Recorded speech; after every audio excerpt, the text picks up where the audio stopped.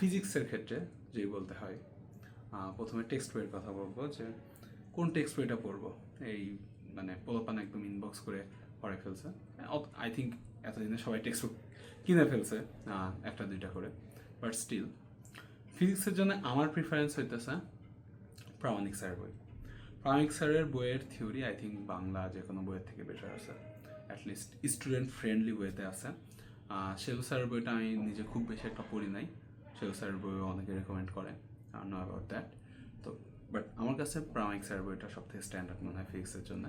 And Ishaq স্যারের বইটাও অনেক জায়গায় পড়ায়, সব কলেজে পড়ায়। ইসাক স্যারের বইতে এক্সাম্পল আছে, অনেক অনেক টাইপের কোয়েশ্চেন আছে, এই জন্য পড়ায়। বাট ইসাক স্যারের বইতে আমার পার্সোনালি মানে আমি পড়ছি কিন্তু ভুল বেশি মনে হয়েছে।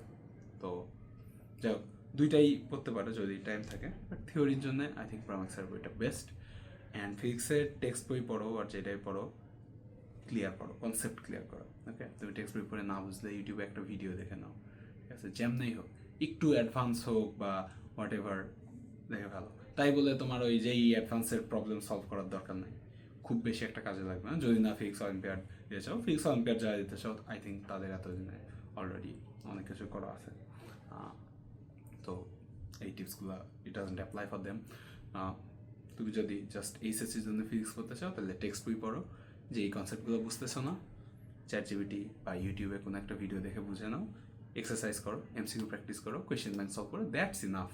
এইচএসসি বলো, তোমার অ্যাডমিশন বলো, সব কিছুর জন্য ইনাফ।